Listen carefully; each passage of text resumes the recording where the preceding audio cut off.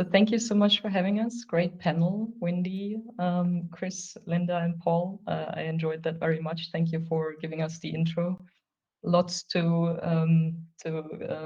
think about, to link in all those chats coming up, and we are very much looking forward to kick it off, and very honored and excited to be here. So thank you for the opportunity. We will be talking about business architecture, which is maybe still a bit of a special beast in the EA practice world. Many of us also in the panel have been discussing a lot of IT specific things. I would say the good message also is there, especially to women out there. Business architecture really does not really need any IT background, because I would even say it's an advantage not to have an IT background. So maybe this is where business architecture could get the women in architecture ratio up even quicker than in the typical EA and IT spaces, because it's kind of even more natural as I found it. So we will explore the dynamic world of business architecture and showcase the potential of it. I think by now the tide is rising that it's not that much discussed anymore whether it is a real gem in business transformation operations, but rather how it can be used and really be understood well to be used to full potential. So we will show you a few things. We're first starting off with just a quick intro. What is the business architecture knowledge base? What are we talking about? And then showing you where we are typically playing today, where we are starting to play more, and where we'd like to play in the future. And then we would also like to open it up a bit for discussion with all of you. Hopefully that will work with some Slido. So just quickly introducing ourselves exactly. Juliane Berger, I'm heading the practice at Allianz Commercial, and just giving you the mail address here, but just shout out to all of you, right? Say hi on LinkedIn. I think I'm best available on LinkedIn, and feel free to stay in touch, get connected. Ask me whatever is on your mind. I think we had it the other hour now, all this mentoring, coaching, I'm always open and happy to, also give a bit back to the community, where I was enjoying a lot from the community. I made my way into business architecture, I think 2016, 2017. Around 2017 should have also been my first time meeting Wendy in Amsterdam, which was, I guess, the tipping point for me and some of those business architecture summits or something it was called back then. And since then, I'm just really sparked into the magic it can bring. And once you have kind of, how do you say, I think in German there's a saying like licking blood. So once you've kind of got a taste of it, it's kind of hard to get off it. And therefore, since then, I've been very much often coming maybe also to the point of different backgrounds and how did you come to business architecture? For me, I started my career in typical business consulting, lots of agile and waterfallish project management stuff. And then being thrown into a project where I met somebody who did something like business architecture and also called himself a business architect and expected me to do business architecture in that agile transformation program, large scale, full enterprise scope. And as always, right, somehow competent appearance with real cluelessness. I somehow had to get trained and find my way there pretty quickly.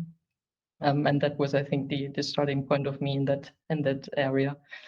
Lots of project management, rather product related roles, etc. In the meantime, and then I got in 2022 the opportunity to lead that practice, where I now finally also made Amanda, my dear colleague, part of it permanently. And happy to hand over to you, Amanda, for a quick intro. Thanks, Juliana. Hello, everybody.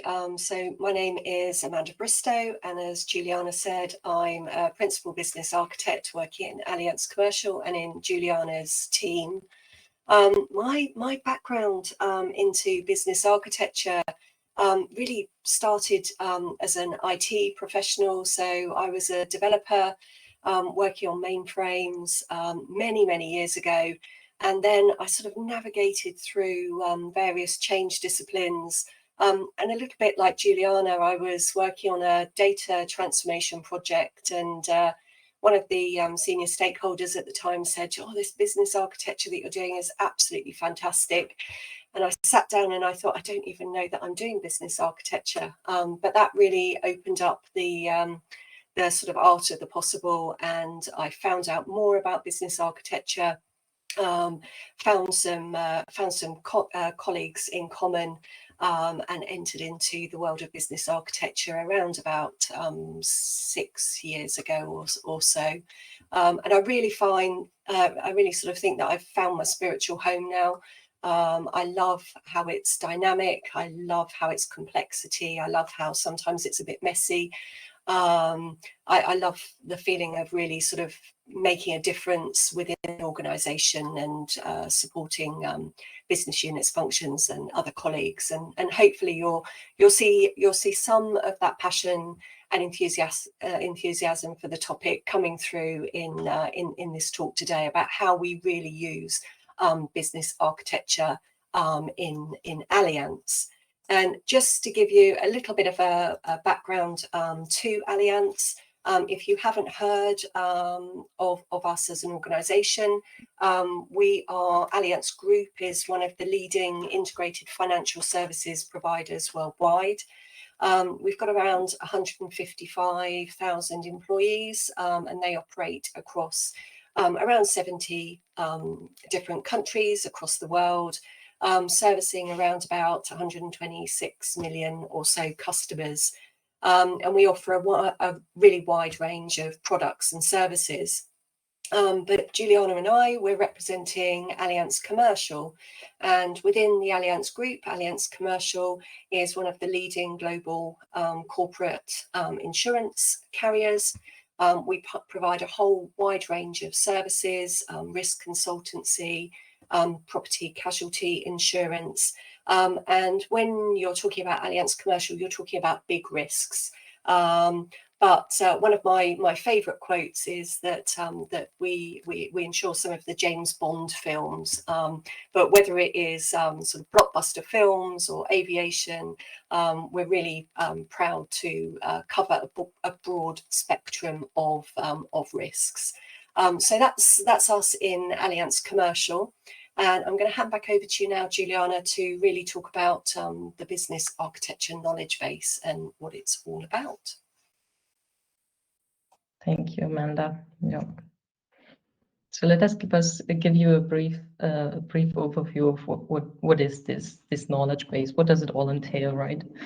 It basically is like an internal library of information about the enterprise, about what we do, the value we deliver, and how we are going about it. So really an understanding of the internal functioning of a complete company. And that is, of course, in the way of Allianz as a group, quite a bit more complex than a small bakery maybe. But you can do that for literally any company in any business, which is the good thing about business architecture, I think, and also the exciting thing about that role, that you can basically, when you have the skill set, you can more easily than potentially in other roles, you can also be a bit more of a transferring person between different business models, because in the end, if you have that skill set with you, then you will be successful in many different business models.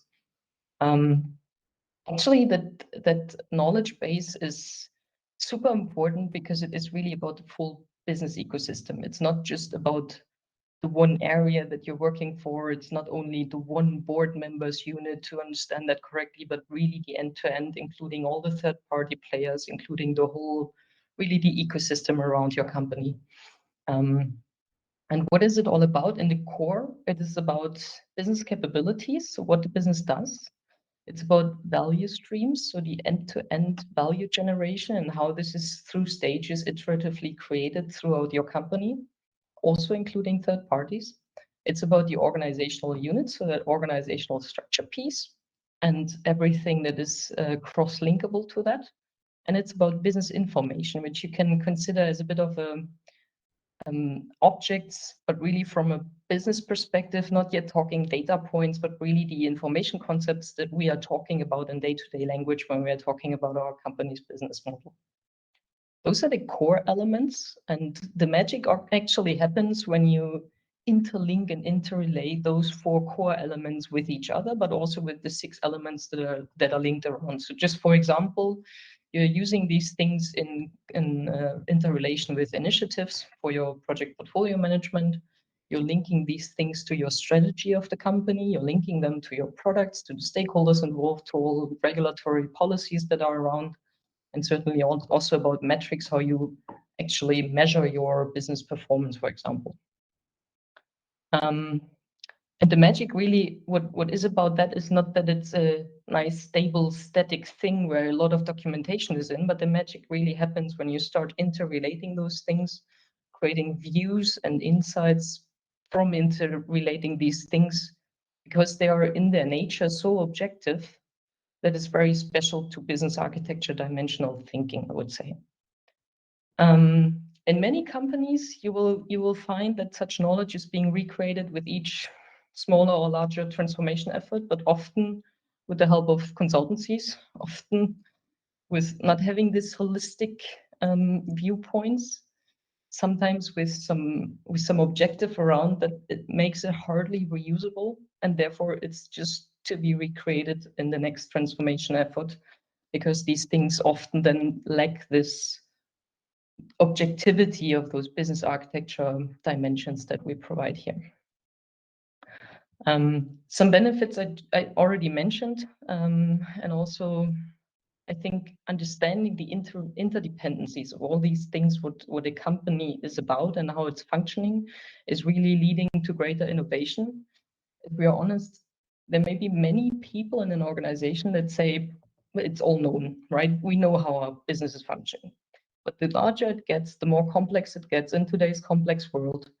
You cannot tell me that every board member of such complex company has literally every detail inside every process, every unit, and every capability they have to have in order to really have the decision making on certain really big kind of directional setting decision making to be really only in their minds. And even if the top level management would have, it's still lacking in the lower levels of the company, so that we really can chime all of our resources into the same way, because the understanding is the same across the whole enterprise. So that's really a lot about knowledge sharing, a lot about, you know, getting new people in, explaining them how the world is ticking, explaining how we are functioning and how things are relating to each other. But of course, business architecture comes with challenges, not only the knowledge base, but also the practice. Just mentioning a few here. It can be viewed as very static instead of a dynamic, changing world, which I would sometimes also answer with, that's the good thing about it, because it is really a helpful tool to sometimes break down the complexity of what we sometimes envision, because some of those are really quite stable over time and can be therefore reused over a long stretch of time. Just as an example, a business capability model of a business model that is working in, I don't know, 1620 for some bakery business would be pretty much the same today, just that the dimensions of technology and the processes have changed quite a lot. But in that sense, those dimensions can be pretty stable, and therefore it is the advantage of having it reusable.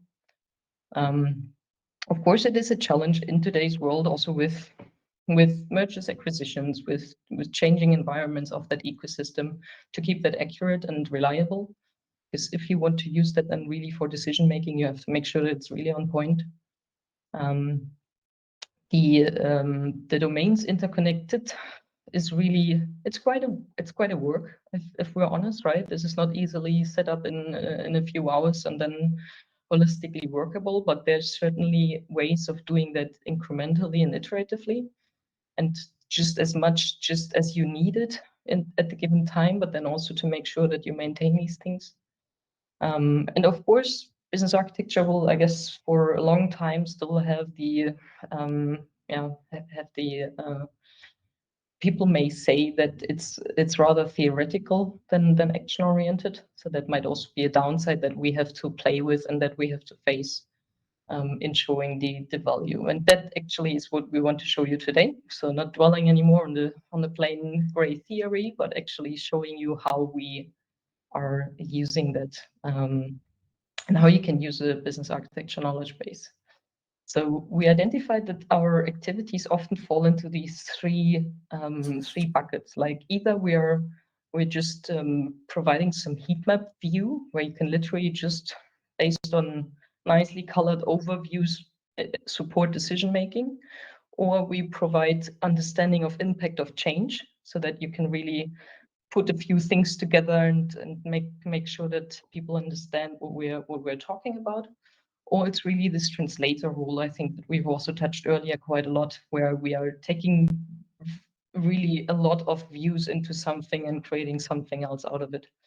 And as we go through each of those use cases, we'll share you a bit of the what and why of those use cases. So business capability assessments may be something that is maybe the easiest, the most one-dimensional that we have brought with us today. So you really think about the strategic importance of certain business capabilities and their performance for the business so far. You put that into relation and basically heat map that in order to guide investment decisions for the company. So you will have a colorful view of different colored business capabilities in the big map that lead your eye to the problem spaces. Maybe high strategic importance, rather low maturity, might lead to us thinking we have to do something about that. The second one, change impact assessment, is in our world done on two different levels. So the one use case is individual change impact. So every single initiative or initiative idea that is brought up, we look at from different dimensions of the business architecture. For example, strategic objective impact. So we look at what is the idea about, what will it have for an impact to reach our strategic objectives that we actually consume from our strategy team. And we look at what will that have for an impact for capability, maturity increase, or can also be maturity decrease. So you look at business capabilities in the different dimensions. It's always thinking in people, so that organizational structures, skills of people, how it all functions together there, or process. So how well is the process automated? How is it, how heavy in manual workforce is it, etc. The third dimension is data. How good are we with having all that information available? How is it interconnected? How is it standardized, etc. And the fourth dimension is, which did I have? People, process, Technology. oh, technology, yeah. See, the fourth dimension is technology. So what are the solution, what's the solution landscape like if we are talking about a more automated way of doing things? And those four dimensions you typically look at with levels of maturity, and you can have with every initiative. You may also have change initiatives that decrease certain maturity in certain areas for a given time. It's just important to have that on the radar to be able to manage around that, or also have countermeasures already outlining that this is maybe a very aware decision that is made, but it needs to be managed with the overall portfolio. Portfolio leading me to the second use case of the change impact assessment. We can then, of course, if we have these things done for several single initiatives, we can do that for the overall portfolio of change initiatives. So we would look into, are we, from a capability perspective, from a value stream perspective, are we covering the things that strategic importance is highlighted? Are we having the idea of it is well covered, or is there some heat points where there's a lot of different investments of different initiatives that certainly then will have an overlap as well? So also looking a bit in this interrelation of interdependencies of different initiatives, and bit helping also the scope management up front already to say, can't you, the neighbor initiative, just take that bit that the other one is also needing just on top? Or just having very clearly defined interdependencies where the initiative leaders are known or knowing about it and have it on their radar. And the third one that we have here, where we're typically playing already today, but actually we have on the call Amanda as an expert for that one. Several use cases these days done already on that benefits modeling, with really typically these large-scale changes especially in Allianz Group, they bring up a number of benefits raised that are too often, I have to admit, nice words on PowerPoint, that are potentially not completely understood by all parties, by all stakeholders that read them.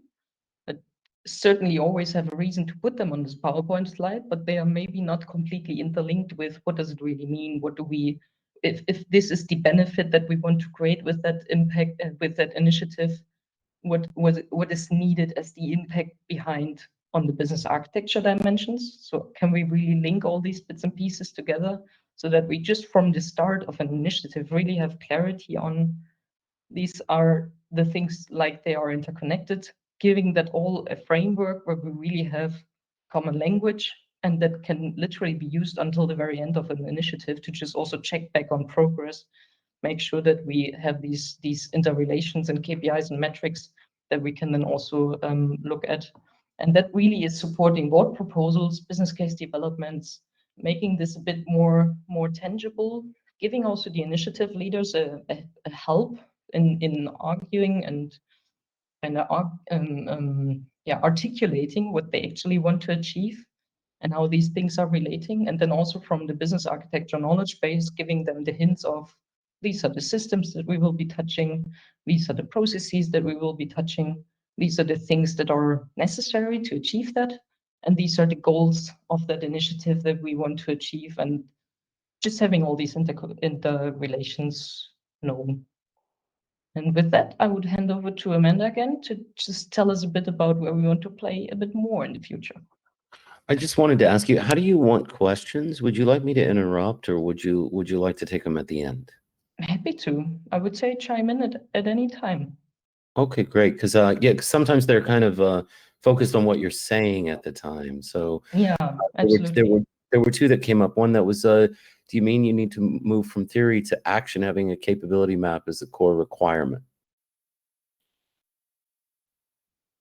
Domain-oriented capability. So to be able to go from just the theoretic strategy to an action-oriented business architecture, do you have to have that capability model? Was, I think, that question.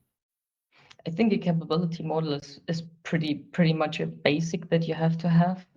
You can start small. You don't have to do it in the last definition out of all levels, etc. Maybe it's just a part that you start with, but I would always stress doing that properly in the beginning. When I read domain-oriented, I'm a bit psyched because we do have a discussion and it's really about language. It's terminology question, I guess. We do have a big discussion in Allianz currently with a domain model that was formerly meant to be a capability model that was very much focused on organizational units. So it was kind of giving us a hint of things, topics, something like capabilities that are covered by different business functions. And those business functions were kind of the leading design principle of creating that model. And we, from business architecture perspective, really say there's some downsides about having such a domain-oriented model, if that is the terminology of domain that was meant. Because the beauty of business architecture is really that these different dimensions are very clean in what they cover. So business capability is really agnostic of all business unit structures, organizational structures. It's also totally agnostic of solution structures. And that's the beauty that then enables us to do all those cross mappings, right? Because we have the org structures next to it, and we can have the cross mapping, and we certainly have it. But if you start mixing these things into one model, it starts getting not reusable for all of those use cases anymore. The great answer, by the way. What tools have you found to be the most effective from capability, change, and benefits modeling? So there's a number of business architecture tools out there. I think we have a lot of lists vetted by the Business Architecture Guild. Something of it is a bit taste, I would say, which tool you use for it. Of course, you can start with Visio and Excel. You don't have to necessarily go to a tool yet. We've had a few tools that we looked into that we can certainly recommend. I think all of those, what all of those have to have in common is that architecture has to become a bit more sexy. And I have to admit, the rather older, even Archimate, if you want to, right? Just the way that visualizations are done, the way that overviews can be extracted from those tools, I think have to support you in making the practice and your insights a bit easier understandable without you taking ages on nice PowerPoint sliding then in the end, but rather having visuals out of the tool already that support you in your storytelling to, in the end, also your board, etc. So I would always, I think I had that effect even in 2017 when I was at some of those business architecture guild practices, and back then the tools were all kind of catching up, but not where they are today. And I just went by and thought, if my eye is catching some very black and white gray boxes and lines, pictures that are not really speaking, I'm somehow missing something, right? Which is also, I think, a beauty that women in architecture can bring in, that we just make this sometimes rather dusty practice a bit more fancy, and maybe also the visualization a bit more sexy. And I think that sort of leads on quite nicely into this concept of being a translator. So I think Juliana just put it really nicely there, this concept of being a translator, a storyteller, a communicator. We really just have to adapt the way in which we are communicating to really meet the needs of the people we're communicating with. And whether that is somebody who really does want something on a page, and then we can abstract up to a high level, or we may have a stakeholder who actually likes the detail, and then we can, you know, go wild with visualizations. But we're definitely starting to see, as a team, as we mature our capabilities and expand our offering, we're sort of expanding that offering in this space of being a translator. So the three areas that we wanted to really highlight with everybody today are these. So strategy modeling, organizing by value, and this concept of enterprise preparedness, which I've also had to prepare several times to say preparedness, because it's not the easiest of words to actually say. But taking strategy modeling, first of all, what does that actually mean? And it means bringing that strategic insight into business architecture. And doing it in a more scientific way. So we already understand when we're looking at benefits frameworks, or when we're looking at portfolio assessments, that the change that we do has to deliver to our strategy. But strategy modeling really is creating these strategy models in a very, very simple way to communicate widely and to put them to use. That's why these are use cases. It's not that these strategy models are going to sit in sort of extensive PowerPoint decks. We're going to use them in our business architecture. We're going to reference them. So how do we actually use them? Well, we use the strategy model to show a clear mapping between why we're changing. So be that the drivers, the ambitions, through to what needs to be changed.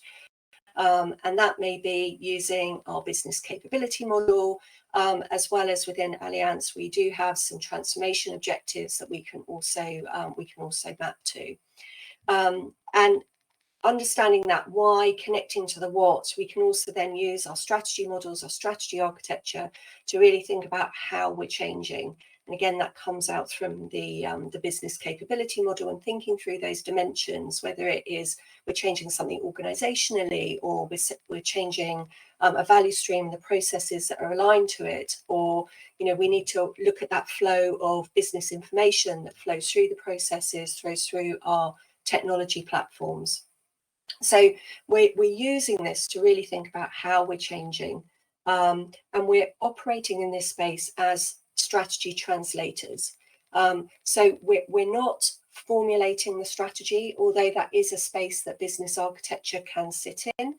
We're typically getting involved at the point at which the strategic transformation life cycle is kicked off.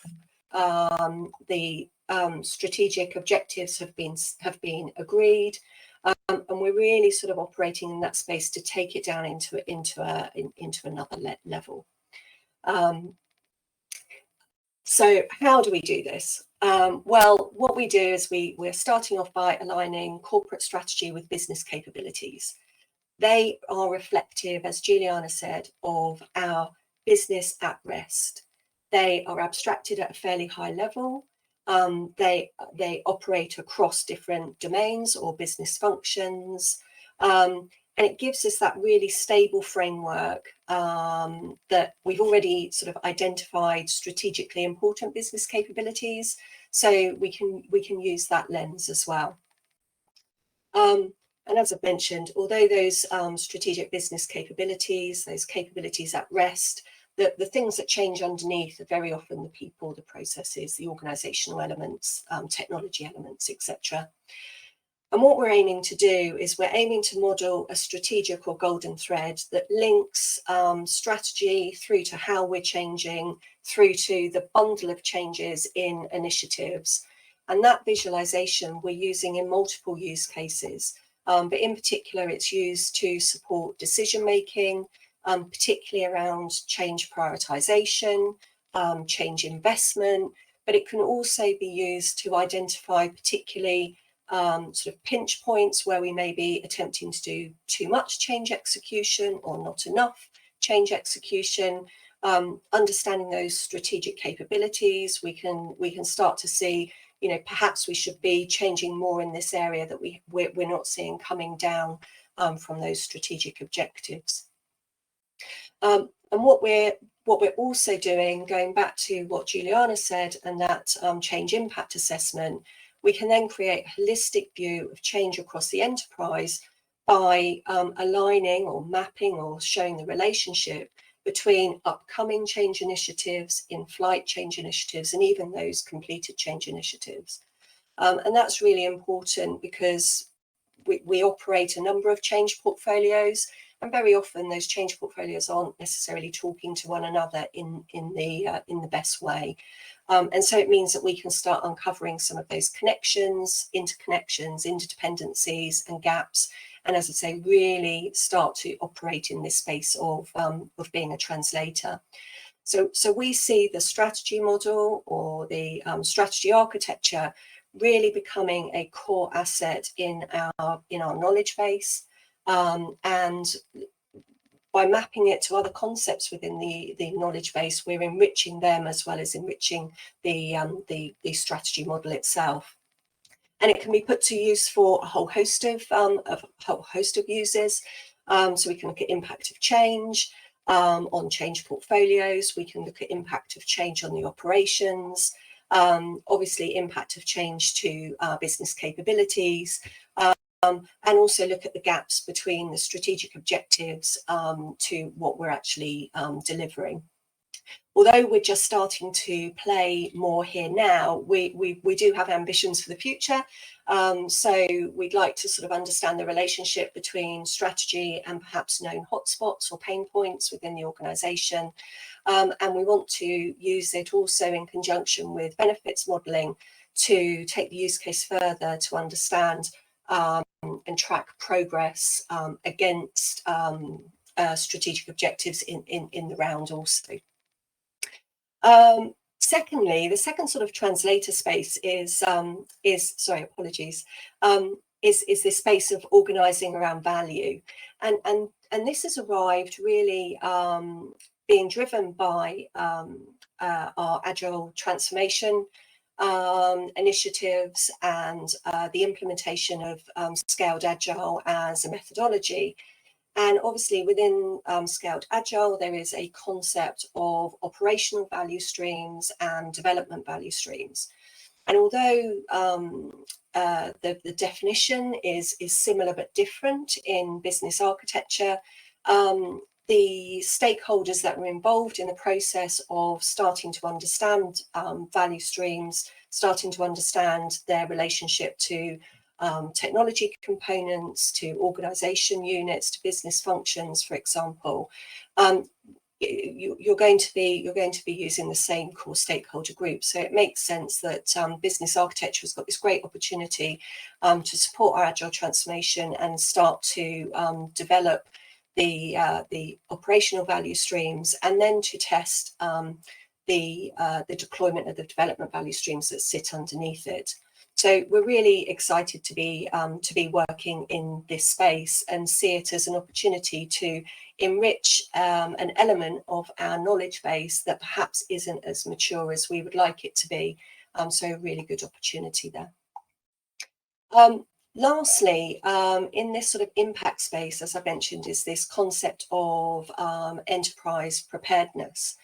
And as an insurance industry working in sort of financial services, we are seeing more and more regulation arriving at our doorstep that needs to be turned around very quickly. And once those regulations are in place, we're needing to provide very, very swift responses to conditions within that regulation. And we really believe that our business architecture knowledge base has a superpower and is going to play a really critical role in this whole enterprise preparedness space, and supporting internal functions such as operational resilience or privacy and protection. And the space that we see business architecture operating here is making sure that we're compliant to the regulations by having that full transparency of the enterprise. As Juliana said, business architecture stretches across the enterprise. So having transparency of the operating model as well as its steering mechanisms. So typical questions that we're being asked in this space is, can you identify the business impact from this regulation? Can you show me the level of compliance risk?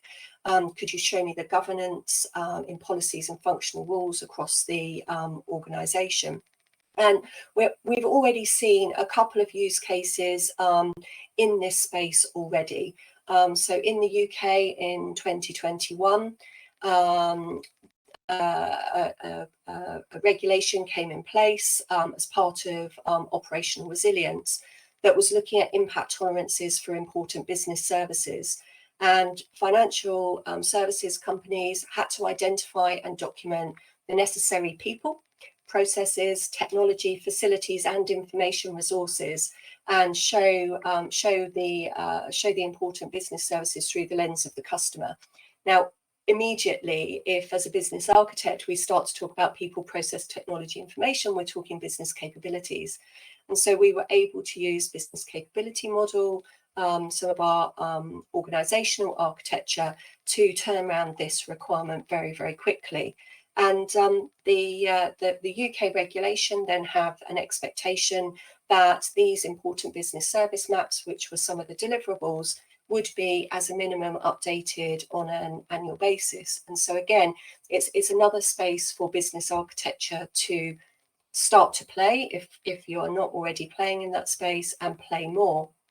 And just in the last few months, we've been asked to support a similar EU regulatory change that is that's known as the Digital Operational Resilience Act, or DORA for short.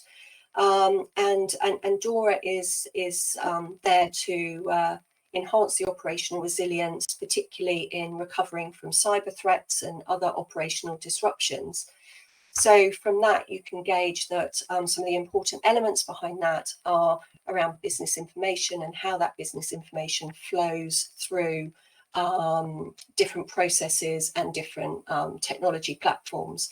And so again, business architecture is starting to play a really, really important role, understanding those business information flows, understanding those mappings, using business capability models as our anchor in order to do that, understanding the technology alignment.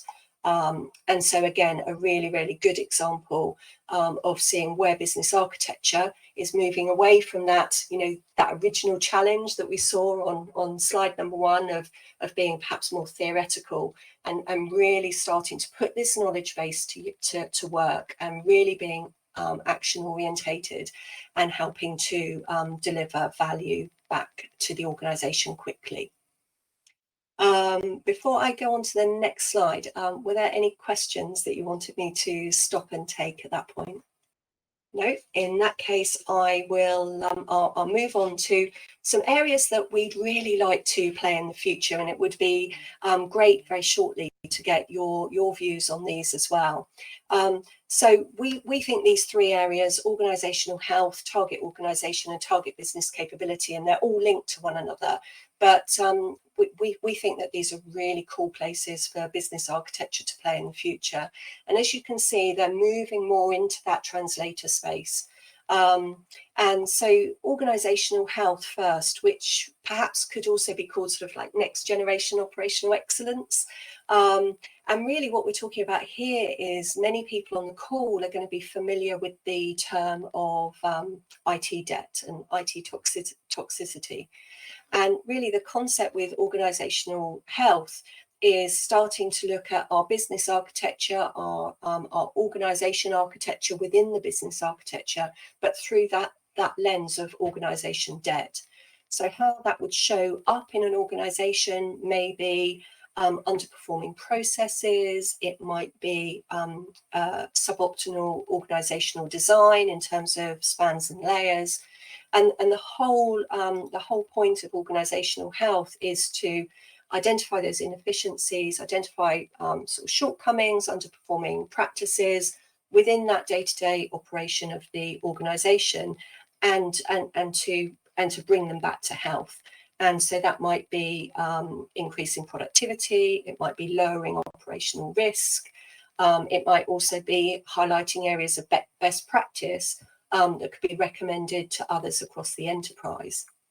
Because as we've mentioned already, the business capabilities are not domain specific. So if we can start to see business functions deploying a business capability in different levels of maturity and different levels of health, then we can connect people together and we can bring up the overall health of the organisation.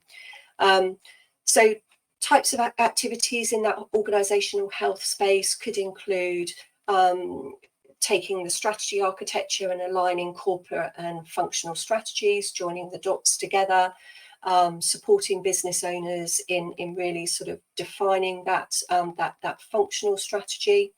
It could also be carrying out really proactive operational performance health checks. And a core component of that would be business capabilities, thinking about how the business function is performing or doing, providing recommendations, looking at spans and layers. And from a business architecture perspective, the benefit for us is that our knowledge base is enriched. You know, we get greater granularity, we get greater breadth. So a whole host of reasons why we could be involved in or should be involved in that space.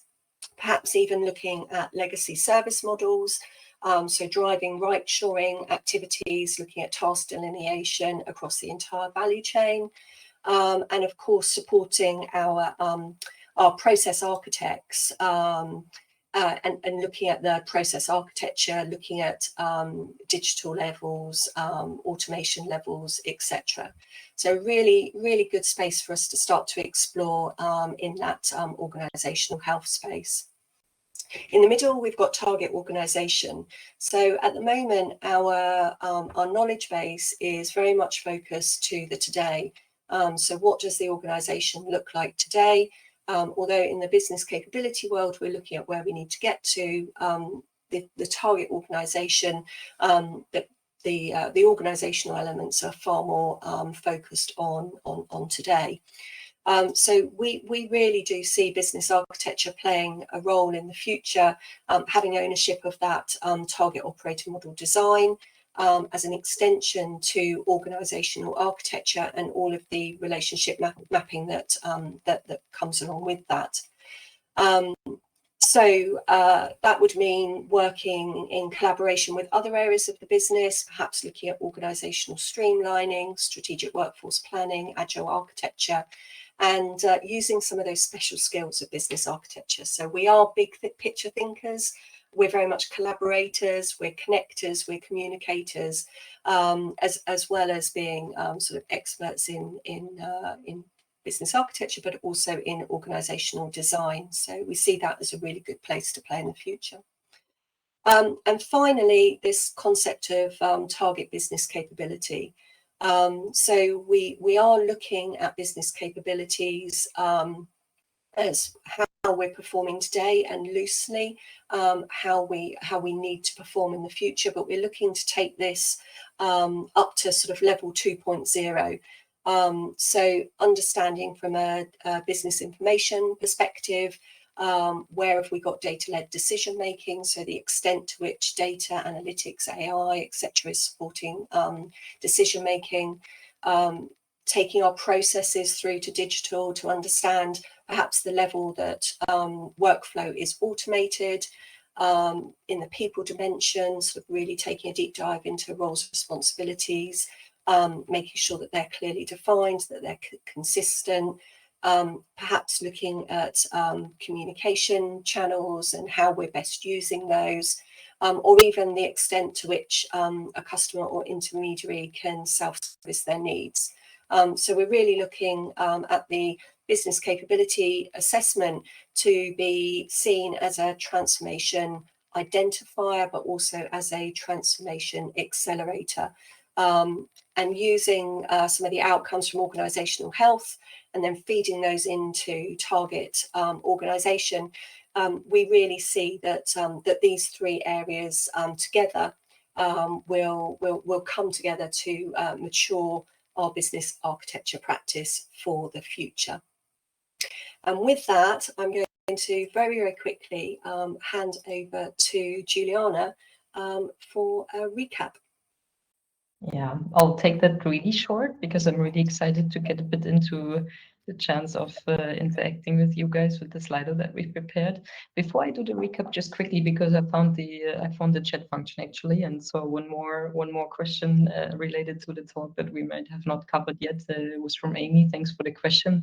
Whether the change impact assessment is actually double-click down at the people or role perspective that was known from the capability assessment, and just wanted to make sure that we are explaining that right. I think the change impact assessment is really on all four elements of the capability assessment. So you can really detail out in the whole of the capability model in which of those four dimensions each which things go up or go down in that sense of maturing these things. And in that sense, really covering well. Maybe the question is a bit related to change management and the people perspective of change initiatives. I think business architects have to closely collaborate, if not really take over the change management role. But we all know that this is an art in itself and a necessary skill set that you really have to cover well. Where maybe I would even say the typical business architect might be the strongest in a change management perspective for the people lens of that change management. So hopefully you have covered that question. So just super quickly, a recap. What we wanted to tell you is business architecture knowledge base can really be widely used depending on the maturity of your practice and the maturity of the standing of that role in your company. From pretty simple heat map views that just enable decision making to strategy formulation and translation and execution in the end to really make sure that the strategy is actually acted on. I think that's one of our core missions and reasons to be here. To the most complex challenges like organizational design, where you kind of have to bring it all together because you have to think about all of those dimensions to make it work in the end. Everything of that can be covered in the basis with business architectural knowledge base, and without it might become tough to do those exercises. So I hope that we could give you a bit of an insight into where we are playing and want to play. And with that, we would actually like to hand it over to you for a quick Slido to just get a bit of a voice out there from you and your experiences, because we're as excited to hear how you are thinking these things. And I hope that Slido setup would work now, because we're not integrated with the poll that we have in this platform here. But if you could all get your Slidos up, check that QR code or use the poll number. And we have prepared 3 things where we would like your opinions on. So we've got 3 questions. We'd really like to know, where are you typically playing today?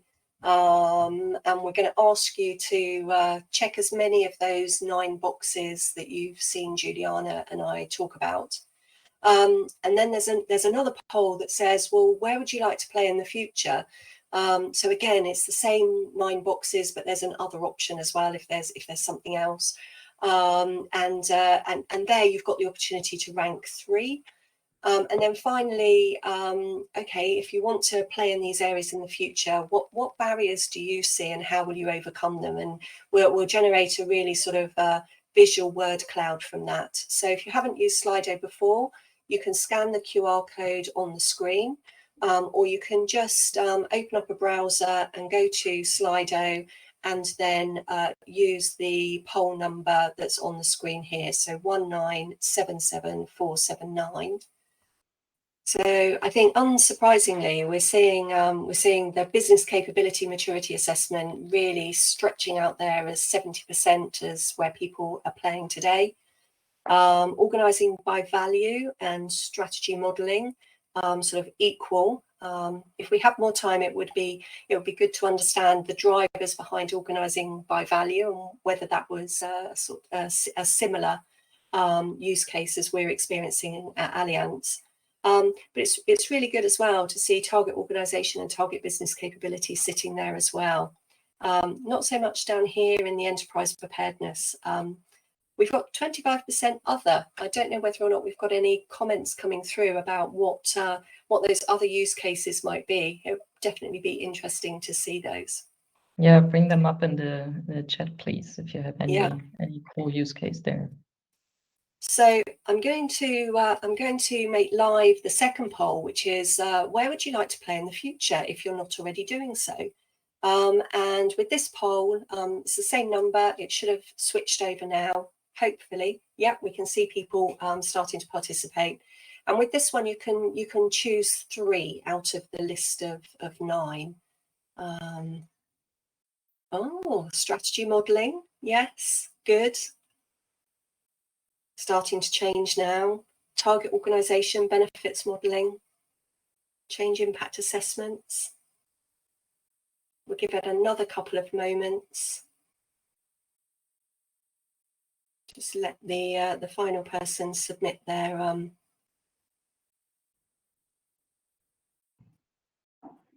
Yeah, we had 20 before, so let's go for 15. Yeah, I'm confident we can make that. and then if you've already submitted your answers, start thinking about what would be some of the barriers to getting you to that place in the future. So strategy modelling up top, business capability maturity assessments. That's really interesting that's number 2. Organisational health, and as Juliana said, you know, if you want to have a follow-up call or reach out via LinkedIn, then that would be really welcomed. So our final poll today is to start to build a bit of a word cloud. So what barriers do you see in getting to those future plays? But probably more importantly, how would you overcome them? And we'll start to build a bit of a word cloud there. There's more typing in this one, so. Give them all a bit of time to think. Any other questions? Yeah, top management buy-in and leadership acceptance.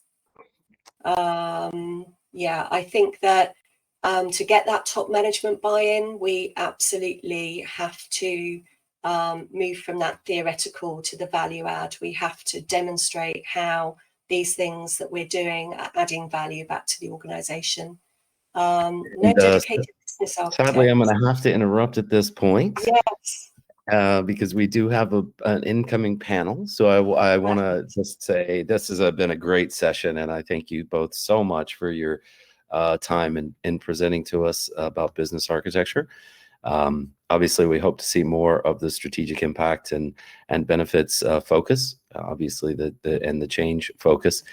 It'll be real interesting to see your thoughts next time on maybe more of how business architects in the future are going to work with other architects who have a lot to do with the driving of those initiatives as well.